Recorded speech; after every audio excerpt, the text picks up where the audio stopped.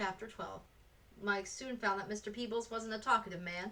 To be sure, he had much to grumble about, both the armies, which had trampled down fields that meant a family's livelihood, Old Abe, who caused all the problems of his presidential busybodying, and the miserable September heat.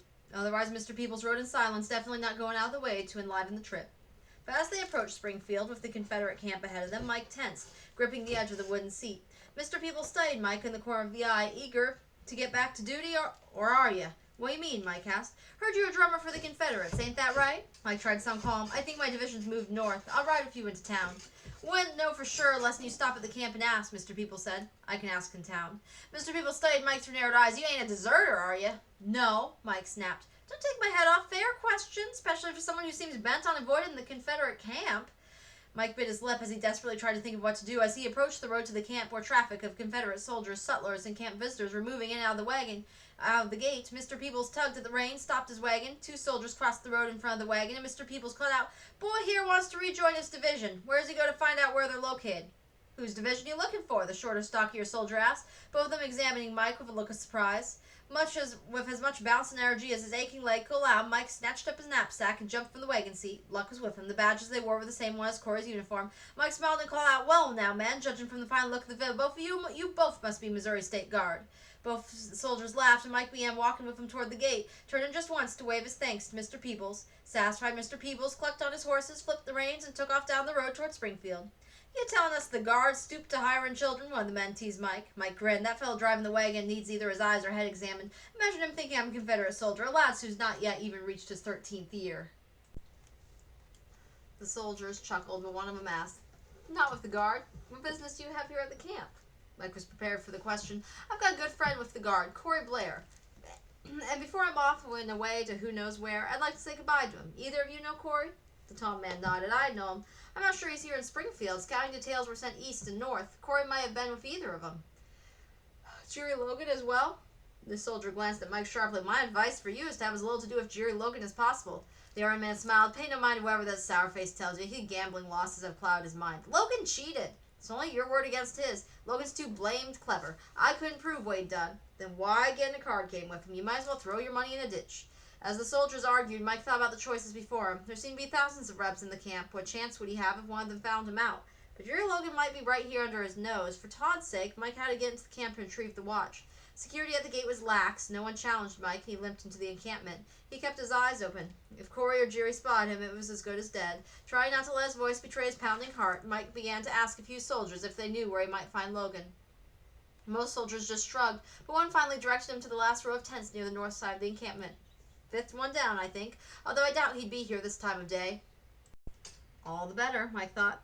Jerry wasn't likely to have a watch or any other belongings he'd stolen on his person. They'd be hidden away, maybe in his blanket roll.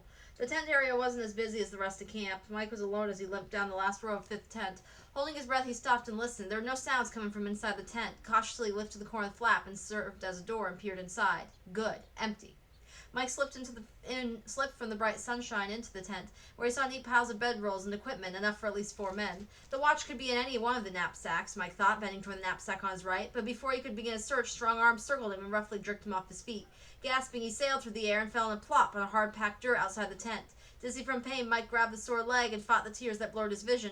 Fist at his waist, a red-faced sergeant glared down at Mike and growled, You up to no good, I can tell. What you after in my tent, boy?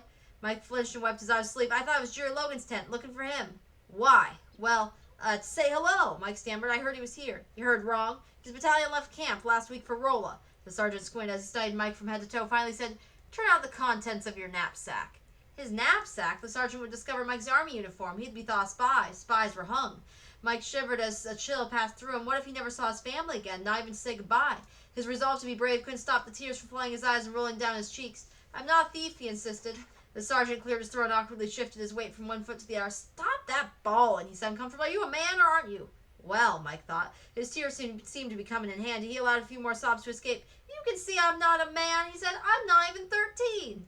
As Mike continued to snuffle, the sergeant's gaze shifted nervously from side to side. No more of that, he ordered. Anyone who heard and saw you would think I'd be giving you a beating.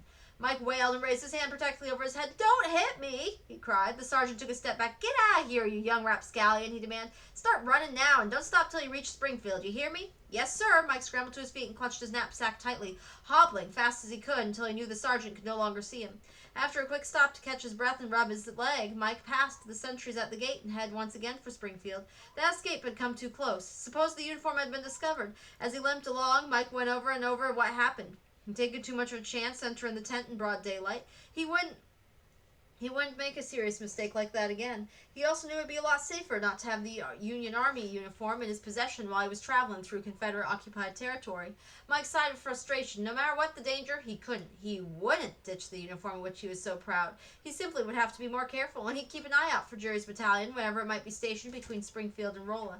As soon as he was well away from the rebel camp, he left the dusty road and sat in the shade of a tree. There he ate some of the meat and bread Mrs. Ray had packed for him. When he finished eating, Mike stretched and looked around. Not far from him, on the other side of the split-rail fence that edged a farmer's property, a young woman was climbing a path leading from a spring house to the farmhouse and carrying a bucket of water. Sprays of crystal drops splashed over the edge of the bucket as she took a step off balance. Mike licked his lips, imagining the wonderful taste of a sweet chilled water, just what he needed after eating salty meat on this hot day. Leaning over the top rail, he called out, "Miss, could you spare a cup of water?" The girl stopped and appraised him with unsmiling eyes. He saw that she was younger than he first thought. "Where are your sympathies, Union or Confederate?" she called back. Mike tried a pleasant grin. "I'm just asking for a cool drink of water. What difference it make where my sympathies lie?" "It matters," she said. "I'd sooner pour this war into the ground than give it to anyone who support those secessionist bullies who trampled our garden and stole our horses and food." With guilty pain, Mike thought of Janey, whose family's stores his own company had taken under the order to forage. "I'm sorry," he said sadly, as much to Janey as the girl who stood before him. "I'm not a Southern sympathizer, but I won't bother you again." As he turned and limped toward the road, the girl called out, "Wait!" Soon as she was beside the fence, a battered tin cup of water cradled in her hands. Unsmiling, she held it toward Mike. The sun beat down on his head and shoulders with such force, he gladly took the water and gulped it down. "Thanks," he said, as he handed back the cup. "Wish I could offer you food," she said. "The Rebs have taken everything. Last week a dozen or so broke into our house and demanded that Ma cook 'em supper, and when she tried to explain how little food we had, they began to smash her china." Her eyes reddened as she added, "Her own mother's china. Someday it would have been mine." "I'm sorry," Mike said. "At least the Union soldiers aren't any better," she said through her tightened lips. "When General Lyon first came to Springfield, he sent his bodyguard ahead of him, and they did a thorough job sacking the town." Mike was puzzled. "But from what you said earlier, I thought you were only against the Rebs." "My father's a Union soldier," she answered. Again tears came in her eyes. "But I know Pa would never break into a house and steal things and force the women to cook for him. He'd never do that. He's a good and gentle man." Mike asked why you leave Springfield. "Maybe your family could be in a safer place till the war's over." "This land is all we've got," the girl said. "Besides, where would we go?" "Don't you have family, maybe? Cousins, aunts, uncles, grandparents? Isn't there someone who could take you in?" "No," the girl answered. Dangling the cup from one finger, she stepped back from the fence. "I have to get the water into the kitchen. Ma'll be wondering where I am."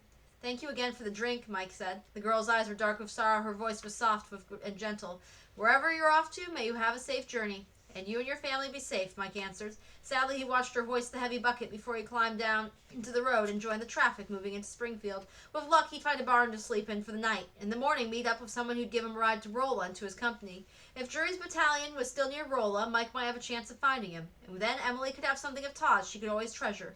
Mike thought how the girl with the water had lost her grandmother's china to the mean, rotten bully. He wouldn't allow the watchman for Emily to meet the same fate.